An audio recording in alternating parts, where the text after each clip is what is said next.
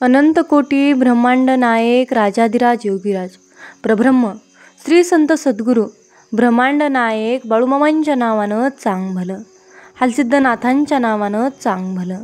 नमस्कार प्रेमळ भक्तांनो, तुम्हा सर्वांचे पुन्हा एकदा मनापासून स्वागत.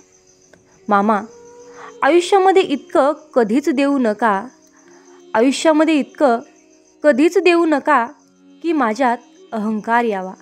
पण एवढा आशीर्वाद नक्की द्या, एवढा आशीर्वाद नक्की द्या की फक्त संकटातच नव्हे तर आनंदातही मी तुमच्या चरणाजवळच असावं, आनंदातही मी तुमच्या चरणाजवळच असावं. जय बाळूमामा. भक्तांनो, अशाच प्रकारचे बाळूमामांचे भावनिक, प्रेरणादायी आणि महत्त्वपूर्ण संदेश ऐकण्यासाठी आत्ताच आपल्या चॅनलला जरूर सबस्क्राईब करा आणि कमेंटमध्ये बाळूमामा, माझा तुमच्यावर पूर्णपणे विश्वास आहे असे टाईप करा. चला तर मग भक्तांनो, आजच्या दैवी संदेशामध्ये बाळूमामा आपल्याला काय सांगत आहेत ते नीट आणि लक्षपूर्वक ऐकूया. मामा म्हणतात, माझ्या बाळा, तुला वाटत असेल हा काय देवाचा ऑनलाईन आणि खोटारडा असा संदेश आहे, परंतु बाळा, तू चुकूनही अशी चूक करू नकोस. जर का तुझा माझ्यावर विश्वास नसेल तर हा संदेश इथेच वगळला तरी काहीच हरकत नाही. भक्तांनो, जर तुमच्यावर मामांची कृपा झाली असेल तर तुमच्या आयुष्यात कोणताही ग्रह, कोणताही नक्षत्र, कोणतीही वाईट शक्ती तुमचं काहीच बिघडू शकणार नाही. त्यामुळे नको तिथे जाऊन डोकं टेकवण्यापेक्षा, डोकं आपटवण्यापेक्षा एक वेळा मामांसमोर डोके टेका आणि मामांची कृपा प्राप्त करून घेण्याचा प्रयत्न करा. मामा सर्व काही ठीक करतील, कारण त्यांचे वचनच आहे, भिवू नकोस, मी तुझ्या पाठीशी आहे. बाळूमामा म्हणजे खैराचा इंगळ आहे, ईशाचा पेला आहे, सांभाळून पीत जा. म्हणजेच मामांची भक्ती आणि सेवा करत असताना कसल्याही प्रकारचा अहंकार, घमंड करू नका. मामांच्या सेवेत आहात तर कुठल्याही कार्यामध्ये प्रामाणिक राहा. मामा नेहमी तुमच्या सावलीसारखे सोबत असतील. निसर्ग ज्याच्या हातात आहे त्याच्या पायाशी आपण आहोत, यापेक्षा आपले परमभाग्य ते काय आहे ते तुम्हीच सांगा. म्हणून आपण मामांच्या सेवेत आहोत, आपण खूपच नशीबवान आहोत. म्हणून कुठल्याही प्रकारची कमेंट करत असताना विचारपूर्वक कमेंट करावी हीच तुम्हा सर्वांना विनंती आहे. मामा नसते तर जीवनात वाटच चुकली असती, मामा नसते तर जीवनात वाटच चुकली असती, मनात शांतता कधी आलीच नसती. मामा भेटले म्हणूनच आयुष्याला अर्थ मिळाला. मामा तुमच्या चरणाशी आहे हेच माझे समाधान आहे. तुमचे नाम एक कटाक्ष मनात हजारो वादळांना थांबवतो. प्रत्येक पावलावर ज्यांनी मला साथ दिली तेच माझे बाळूमामा. जय बाळूमामा. भक्तांनो, आजच्या दैवी संदेशामध्ये मी तुम्हाला एक छोटीशी आणि सुंदर अशी कथा सांगणार आहे. ही कथा अतिशय हृदयस्पर्शी आहे. या कथेचे नाव आहे देव नांदतो आपल्या अंतरी. देव नांदतो आपल्या अंतरी या कथेचे नाव आहे. कृपया करून ही कथा तुम्हाला शेवटपर्यंत ऐकायची आहे. भक्तांनो, एक श्याम नावाचा मुलगा होता. तो दररोज शाळेत जायचा, अभ्यास करायचा, चांगले मार्क मिळवायचा, आपल्या आईला घरकामामध्ये मदत करायचा. खूप गुणी मुलगी होता तो. आई तर त्याचं नेहमी कौतुक करायची. शाना माझा शामू असंही म्हणायची. मग शामू गालात खुदकन हसायचा आणि आईला बिलगलायचा. श्यामचा दिनक्रम ठरलेला असे. तो सकाळी उठून सूर्यनमस्कार घालायचा, मग घरातल्या सगळ्या मोठ्या माणसांना नमस्कार करायचा, देवाला नमस्कार करायचा आणि मग पटापट आवरून शाळेत जायचा. तिथून घरी आला की मग अभ्यास, थोडा वेळ खेळणं, आईला घरकामात मदत, आजीला वाती वळवण्यासाठी मदत करायचा. मग संध्याकाळी जायचा बाहेर खेळायला. त्याचा हा गुणी स्वभाव बघून आई त्याला कधीकधी ओरडत नसे. बाबा तर त्याला कधीच रागवत नसत आणि आजी तर काय, त्याचे खूप लाड करायची. पण म्हणून श्याम काही लाडावलेला नव्हता. काही कुठल्या गोष्टींसाठी हट्ट करायचा, कुठल्या गोष्टींसाठी नाही, हे त्याला व्यवस्थित कळत असे. तुम्ही पण उगाच करत नाही ना हट्ट. तसंच श्यामचं पण होतं. श्याम वर्गात सगळ्यात हुशार होता, पण आगाऊ मात्र अजिबात नव्हता. पण त्याला भारी प्रश्न पडत असे. हे असंच का घडतं? पाऊस का पडतो? अन्न कसं तयार होतं? असे वेगवेगळे प्रश्न त्याला पडत असत. आणि त्या प्रश्नांची उत्तरं नाही मिळाली की श्याम ती उत्तरं शोधून काढत असे. एकदा काय झालं, वर्गात सर गोष्ट सांगत होते. गोष्ट होती देव आणि दानवांची. दानव कसे साध्य माणसांना त्रास देतात, मग देव कसे त्या माणसांना वाचवतात. देव कसे त्या माणसांना संकटातून सोडवतात, दानवांचं संकट दूर करतात. अशी साधारण गोष्ट होती ती. गोष्ट संपली आणि श्यामने सरांना प्रश्न विचारला, सर तुम्ही दानव पाहिलेत का? सर म्हणाले, नाही. मी कशाला पाहीन दानव? मग तुम्ही देव पाहिलाय का? श्यामने लगेच विचारलं. सर म्हणाले, हो पाहिला आहे. देव तर पाहिलाय. श्यामने लगेच दुसरा प्रश्न विचारला, मग सर कसा होता देव? माणसासारखा होता देव? आणि तो बोलला तुमच्याशी? आता मात्र सरांना हसायला आलं. ते म्हणाले, अरे श्याम, देव असं बोलत नाही रे. देव असं बोलत नाही रे आपल्याशी. आणि तो माणसासारखा नसतोच. मुळीच तो वेगळा असतो. आणि बरं का, आपण त्याच्याशी बोलायचं असतं, त्याची पूजा करायची असते. मग तो प्रसन्न झाला तरच आपल्याशी बोलतो. पण सरांनी असं सांगितल्यावरही श्यामचं निरसन मात्र काही होईना. पण जर का तो बोललाच नाही तर आपल्याला कसं वाचवणार? आपली संकटं कशी दूर करणार? श्यामचा असा प्रश्न ऐकल्यावर सर मात्र गोंधळले. पण त्यांनी श्यामला समजावलं. ते म्हणाले, श्याम, अरे देव नक्की येतो संकटांना धावून. आणि कसा येतो हे जर तुला जाणून घ्यायचं असेल तर तू त्यालाच का नाही विचारत? सरांचं हे म्हणणं श्यामला अगदी पुरेपूर पटलं. आणि जर आपणच देवाशी बोललो आणि तो आपल्याशी बोलणारच नाही, असं होणारच नाही. श्यामने असा विचार करत असतानाच शाळेची सुटण्याची घंटा वाजली. श्याम शाळा सुटून घरी येईपर्यंत देवाच्याच विचारात होता. घरात आल्या आल्या तो देवघरापाशी गेला. पण बघतो तर काय, देवाच्या मूर्त्या तर ढिम्म बसून होत्या. आता यांना बोलता तरी कसं येतं? तेवढ्या श्यामला आईची हाक ऐकू आली. ती त्याला जेवायला बोलवत होती. श्यामने पटापट तोंड आणि हातपाय धुतले, कपडे बदलले आणि आला जेवायला. जेवायला आईने श्यामची आवडती भरल्या वांग्याची भाजी केली होती. ती भाजी बघून त्याला खूप आनंद झाला. एवढ्यात त्याला कल्पना सुचली. त्याने आजीला विचारलं, आजी, मला जशी वांग्याची भाजी आवडते तसं देवाला पण असंच काहीतरी आवडत असेल ना? आजी म्हणाली, हो तर, प्रत्येक देवाला काही ना काही पंचपक्वान्न आवडत असतात. मग सांग ना, कुठल्या देवाला कुठला प्रसाद आवडतो? काय काय आवडते ते मला सांग. श्यामने असा प्रश्न विचारल्यावर आजीला हसूच आलं. मग तिने कुठल्या देवाला काय आवडतं ते सगळं सांगितलं.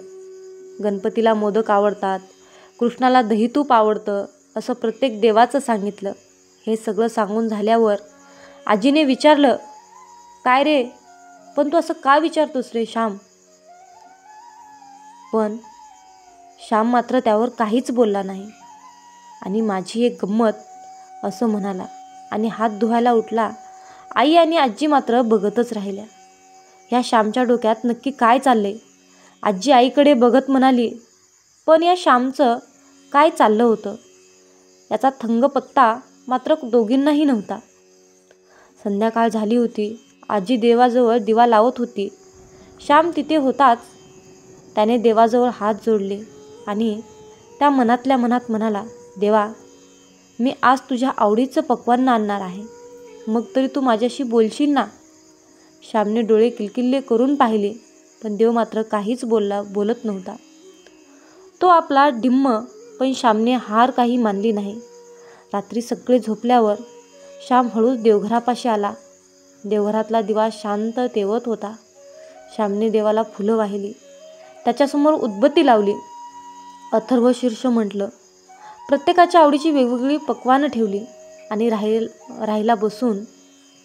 देव कधी बोलतील हे बघत.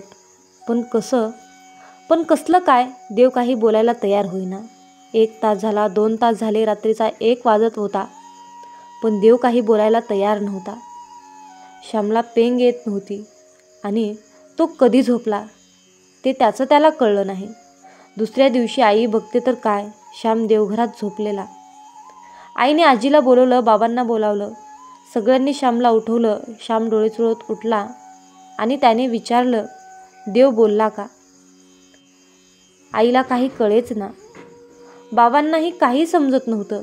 आजीने श्यामला विचारलं, अरे श्याम, देव कशाला बोलायला हवा? मग श्यामने काय घडलं ते सगळं सांगितलं. अगं आजी, जर देव बोललाच नाही तर तो संकट कशी दूर करणार?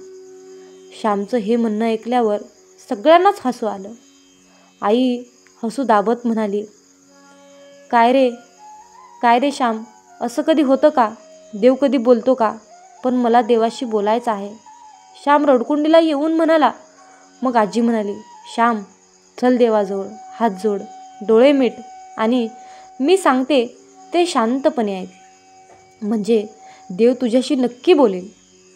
देव बोलणार म्हटल्यावर श्यामने लगेच डोळे मिटले, हात जोडले. आजी म्हणाली, अरे देवांशी बोलणं फार सोपं नाही हं, खूप कठीण काम आहे ते. आणि तुला माहिती आहे का कठीण काय आहे ते? श्यामने नकारार्थी मान हलवली. श्याम, कारण देव ह्या देवघरात मूर्तीत राहत नाही, तो सगळीकडे आहे, प्रत्येक माणसाच्या हृदयात आहे. त्यामुळे जर का तुला त्याच्याशी बोलायचं असेल तर तुला माणसाशी चांगलं वागावं लागेल, त्यांना मदत करावी लागेल, पशु प्राण्यांवर भूतदया दाखवावी लागेल. हे जर तू केलंस तरच देव बोलेल तुझ्याशी. आजीने असं सांगितल्यावर श्यामला देवाचा खरा अर्थ कळाला. देव मूर्तीत नाही, माणसात शोधायला हवा. आणि माणसाशी आपुलकीने बोललो म्हणजेच देवाशी बोललो हे त्याला नीट कळून चुकलं.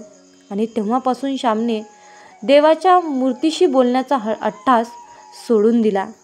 म्हणूनच मामा आपल्याला नेहमी सांगत असतात, माझ्या बाळा, जर का तुला मला प्रसन्न करून घ्यायचं असेल, माझा आशीर्वाद तुला प्राप्त करायचा असेल, तर तुला मुक्या प्राण्या पक्षावर, गोरगरिबावर, वृद्ध व्यक्तींवर, आंधळ्या पांगळ्यांवर तुला भूतदया नक्कीच दाखवावी लागेल.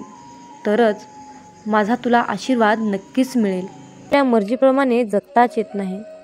त्यामुळे स्वतःसाठी जे योग्य वाटतं तेच केलं पाहिजे. दुसऱ्यांच्या आयुष्याशी तुलना करणं म्हणजे स्वतःला उगाच त्रास देणं. प्रत्येकाचा प्रवास वेगळा असतो, म्हणून आपल्या वाटचालीवर लक्ष द्या आणि शांत राहा. मनाने पुढे जा. राग, चिडचिड ही फक्त मनावरचाच एक शरीरावरचाच भार वाढवते. त्यामुळे माफ करणं आणि सोडून देणं या गोष्टी शिका. निसर्गात वेळ घालवल्याने मन शांत होतं आणि नवनवीन ऊर्जा मिळते. त्यामुळे रोज काही क्षण तरी निसर्गाच्या सान्निध्यात घालवायला हवेत. आयुष्य हे फक्त जबाबदाऱ्या पार पाडण्यासाठी नाही, तर त्याचा आनंद घेण्यासाठी आहे.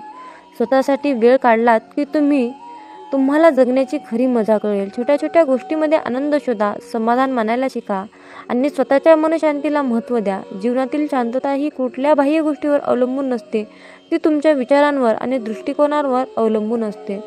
मन शांत ठेवायला शिकाल तर आयुष्य सुंदर वाटेल. म्हणून बाळा, मी तुला दररोज अशाच प्रकारचे सकारात्मक विचार देत असतो. या माझ्या गोष्टींचा तू अवलंब कर आणि तुला आयुष्य बघ कसं सुंदर वाटेल. म्हणतात, अरे बाळा, आयुष्यात जेव्हा माणसाला सुखाचे भोग येतात तेव्हा त्याला काहीच वाटत नाही, परंतु जेव्हा त्याच्या वाट्याला दुःखाचे भोग लागतात तेव्हा मनुष्य म्हणतो की मी ह्या देवाचा भक्त आहे आणि मी या अमक्या देवाचं एवढी भक्ती केली, एवढी सेवा केली, तरीही या देवाने शेवटी माझ्या नशिबाला दुःखच का दिलं? मी इतका सत्कर्मी पुरुष आहे, इतका मी सत्कर्मानेच चालतो, तरीही माझ्या वाट्याला दुःख का आहे? असे म्हणून आपण देवाला दोष देत असतो. पण त्या मनुष्याला एवढंच समजत नाही की हे सर्व काही घडत आहे, तो आपल्या कर्माचा भाग आहे. याला देव काय करतील आणि संत काय करतील, भोग हा भोगूनच संपवावा लागतो, शेवटी ते प्रारब्ध आहे. मग तुम्ही म्हणाल की भोग हा भोगूनच संपवावा लागतो, आयुष्यातील दुःख अडचणी हे भोगूनच संपवावे लागतात, तर शेवटी मामांच्या सेवेचं आपल्याला काय फळ मिळणार आहे? हा सर्वांच्या मनामध्ये प्रश्न येणे साहजिकच आहे. चला तर त्या प्रश्नाचे उत्तर आपण आजच्या संदेशातून जाणून घेऊया.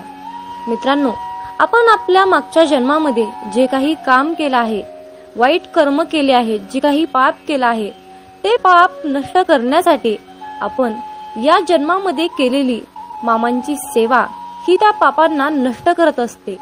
सेवा करून त्या पापाची परतफेड करत असते. ही सेवा त्या पापाचं क्षालन करत असते. आणि या चालू कलियुगातील जीवनामध्ये जे काही आपण वाईट कर्म करतो त्याचे फळ आपल्याला लगेच मिळत असते. मित्रांनो, फक्त प्रश्न आहे वेळेचा. कुणाला लवकर त्या पापाची परतफेड करावी लागते, तर कुणाला उशिरा करावी लागते. त्यामुळे एक लक्षात ठेवा की नेहमी चांगले कर्म करा. तुम्हाला उशिरा का होईना त्या सेवेचे फळ हे 100% मिळणारच, हे निश्चित लक्षात असू द्या. आपल्या दुःखाचा आणि परमेश्वराच्या भक्तीचा कसल्याही प्रकारचा संबंध नसतो. त्यामुळे मित्रांनो, देवाला, परमेश्वराला, परमपिता परमात्म्याला कसल्याही प्रकारचा दोषी तुम्ही ठरवून ही मोठी चूक करू नका. म्हणून मामा म्हणतात, अरे बाळा, पुण्य जरी दिसत नसलं तरीही त्याची योग्य वेळ आली की त्याच्या फळाची उपभोग आपल्याला नक्कीच घेता येतो. कारण मित्रांनो, कमवलेल्या पैशाचे काम जिथे थांबते ना, तिथूनच केलेल्या पुण्याच्या कर्माची सुरुवात होते. जीवनामध्ये सुख कधीच संपत नाही, ते रोज नवीन नवीन उगवत असते. नव्या सुखाला जागा करून दिली की ते आपल्या आयुष्यामध्ये ऑटोमॅटिक रोजच्या रोज येत असते. काल केलेली मशागत आजच्या कृपेच्या रूपेमध्ये प्राप्त होते. आपण कितीही काहीही नको नको म्हटलं तरीही जर आपले कर्म चांगले असतील तर त्याचे आपल्याला चांगलेच फळ मिळते. जरी तुम्ही मला नको म्हणाल तरीही, आणि जर तुमचे वाईट कर्म असतील तर तुम्ही मला हे नको नको म्हणाल तर तुम्हाला त्या कर्माचे फळ वाईटच मिळत असते. मित्रांनो, चांगले विचार आणि सदृढ आयुष्य म्हणजे ही नियती आहे. जे आपण कराल त्याचेच फळ आपल्याला इथे नियती देत असते. मामा म्हणतात, माणूस कितीही चतुर, कितीही हुशार असला, कितीही सत्कर्माने काम करत असला, कितीही चातुर्यपणाने काम करत असला, तरीही शेवटी त्याला नियतीला मांडलेला डाव हा स्वीकारावाच लागतो. पण ज्या वेळेस मित्रांनो आयुष्यामध्ये नेहमी तुम्ही सत्याच्याच मार्गाने काम केले, तर तुमच्या त्या सत्याच्या मार्गामध्ये आणि तुमच्या सेवेमध्ये इतकी शक्ती असते ना की एक वेळ नियती सुद्धा तुमच्या समोर हार मानते.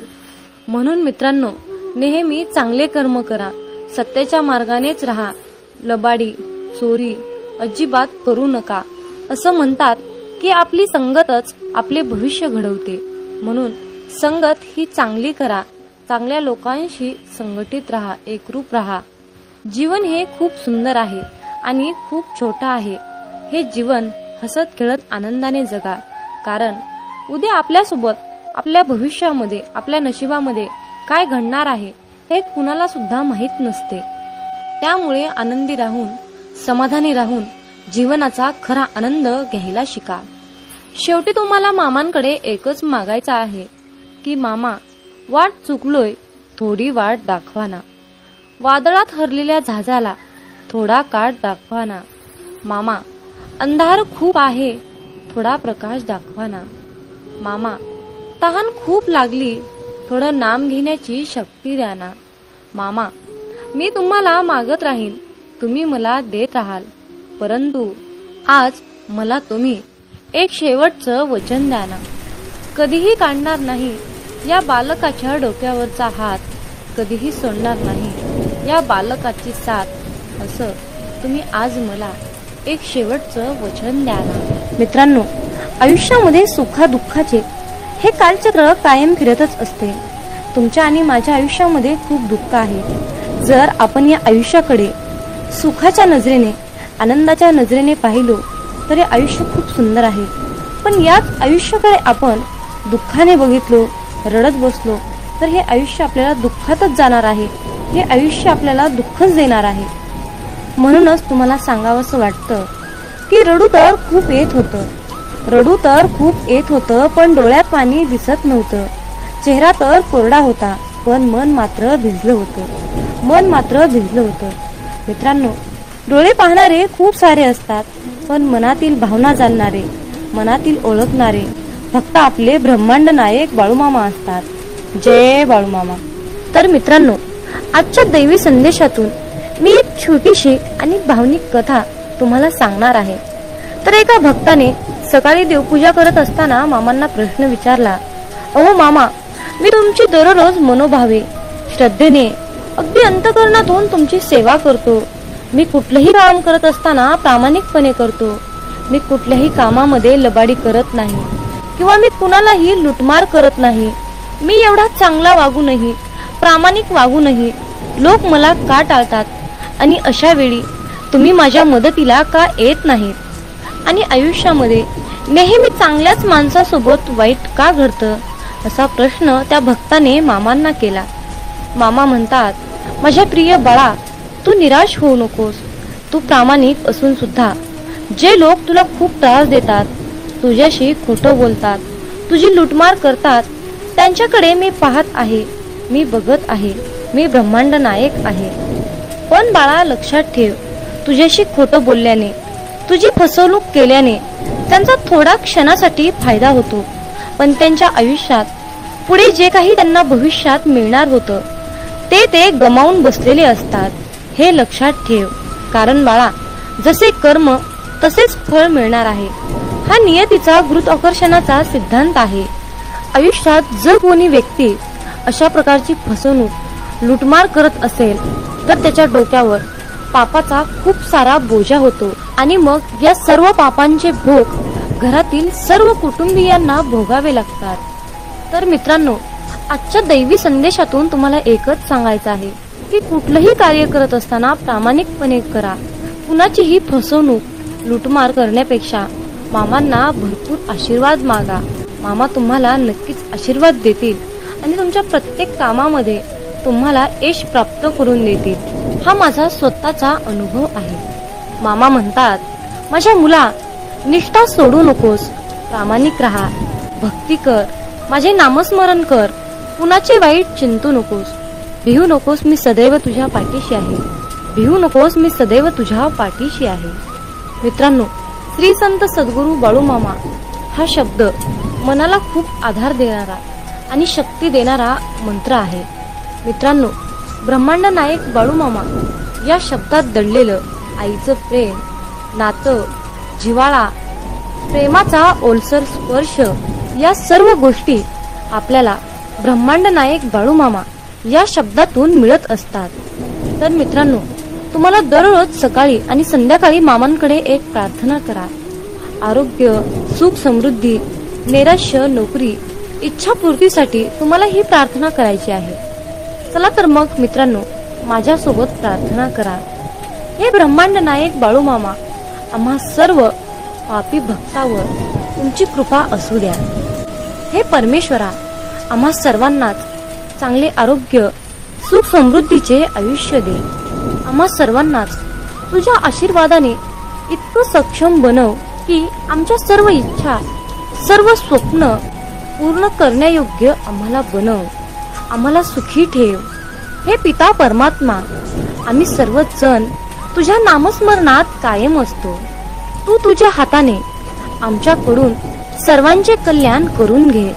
सर्वांना चांगली बुद्धी दे आणि अहंकार न करता जीवन जगण्याची प्रेरणा दे. हे प्रभू, तुझ्या चरणी हीच माझी प्रार्थना आहे. तर मित्रांनो, दररोज तुम्हाला बाळूमामा चरणी ही प्रार्थना करायची आहे. तर मित्रांनो, दररोज न चुकता सकाळी आणि संध्याकाळी मामांकडे ही प्रार्थना तुम्हाला करायची आहे. ही प्रार्थना म्हणजे सामूहिक प्रार्थना आहे. सामूहिक प्रार्थनेमध्ये खूप शक्ती असते. जर तुम्ही ही प्रार्थना मामांकडे केली तर तुमच्या इच्छा पूर्ण होतील, हे निश्चित आहे. मामा म्हणतात, अरे मुला, चंदनाच्या झाडाला विषारी सापाने विळखा घातला म्हणून चंदनाचा सुगंध काही कमी होत नसतो. अर्थात मामाला तुम्हाला हेच सांगायचे आहे, ज्यांचे कर्म चांगले आहे तो आयुष्यात कधीही संपत नसतो. सत्कर्मी माणसालाच आयुष्यात अडचणी येतात, पण त्या अडचणी दीर्घकाळ टिकून राहणाऱ्या नसतात, तर लगेच सुटणाऱ्या असतात. मामा सांगतात, आयुष्यात कोणावरही विश्वास ठेवू नका, कारण लोकांचे खायचे दात वेगळे असतात आणि दाखवायचे दात वेगळे असतात. म्हणून मामा म्हणतात, नाती तीच जपा जी तुम्हाला जपण्याचा प्रयत्न करतात. नाती तीच जपा जी तुम्हाला जपण्याचा प्रयत्न करतात. कारण नातं हे फार नाजूक असते. नात्याची दोरी एकदा तुटली की ती परत जोडता येत नाही, आणि जोडलीच तर तिथे गाठ कायम राहते. मित्रांनो, जर आयुष्यामध्ये तुम्हाला यशस्वी व्हायचे असेल तर प्रत्येक लहान मोठ्यांचा आदर करा. त्यांच्या वयावरून त्यांचा आदर करा. कारण आयुष्यात एकदा निघून गेलेली वेळ आणि व्यक्ती पुन्हा कधीही परत मिळू शकत नाही. म्हणून वेळेला जपा आणि त्याचबरोबर माणसांना सुद्धा जपा. मित्रांनो, या कलियुगातील रीत म्हणजे लोक जिवंत माणसाला नीट सुद्धा बोलत नाहीत आणि मेल्यानंतर विचारतात, हलू हलू म्हणतात की तू आम्हाला बोलत का नाहीस. आणि म्हणूनच तुम्हाला सांगणे आहे की आयुष्यातून एकदा निघून गेलेली वेळ आणि व्यक्ती पुन्हा पुन्हा कधीच मिळवू शकत नाही. म्हणून वेळेचं भान ठेवा, माणुसकी जपा, नात्याला महत्त्व द्या, नाते टिकवण्याचा प्रयत्न करा. यातच खरं आनंद आहे आणि हेच खरं आयुष्याचं खूप मोठं आणि सुंदर सूत्र आहे. तर मित्रांनो, जर तुम्ही या मताशी सहमत असाल तर होय बाळू मामा, मी तुमच्या मताशी पूर्णपणे सहमत आहे असे टाईप करून हा दैवी संदेश पुढे 2 भक्तांना शेअर करा. तुमच्या हातून पुण्याचे काम घडून येईल आणि तुम्ही नकळतपणे पुण्याचे भागीदार ठराल. मित्रांनो, कधी कधी आयुष्यामध्ये असंही होतं. आयुष्यामध्ये इतकं दुःख, यातना, संकट, समस्या इतकं सहन करावं लागतं की खरंच मनामध्ये विचार येतो की यार, खरंच देव आहे का, इथपर्यंत शंका येतात. पण खरं तर हीच वेळ आपल्या परीक्षेची असते. इथूनच मामांची लीला सुरू होते. विश्वास ठेवा, इथूनच मामांचा खेळ सुरू होतो. मामांची लीला सुरू होते. म्हणून मामांवरचा विश्वास डगमगू देऊ नका. जसं आई आपल्या बाळाला हवेत भिरकावते, पण ते बाळ काही क्षण हवेतही असतं. ते हसत असतं, ते आनंद घेत असतं, पण त्याला पूर्णपणे विश्वास असतो की जे कोणी आहे ते मला खाली पडू देणार नाही. अशाच प्रकारचा इतका घट्ट विश्वास आपल्या मामांवर ठेवा आणि मग बघा मामांची लीला, मामांची शक्ती, माझ्या मामांचा चमत्कार. तुम्ही तुमच्या आयुष्यातील कितीही मोठ्या संकटावर विजय प्राप्त करू शकाल. ही माझ्या मामांची शक्ती आहे, ही माझ्या ब्रह्मांडाची शक्ती आहे, ताकद आहे. असा दृढ विश्वास तुमच्या मनात, तुमच्या अंतःकरणात असला पाहिजे.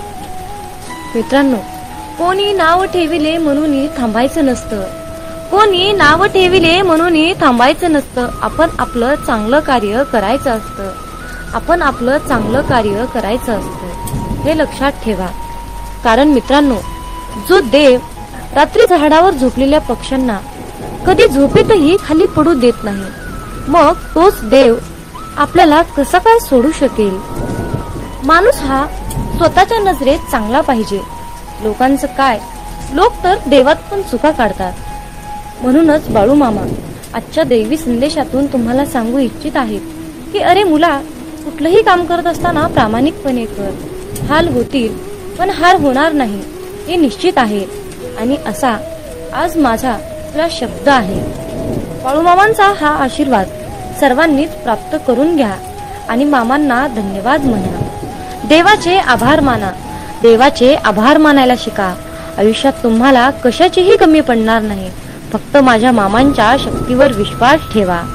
तर मित्रांनो, आजचा हा दैवी संदेश तुम्हाला कसा वाटला कमेंट करून मला नक्की कळवा.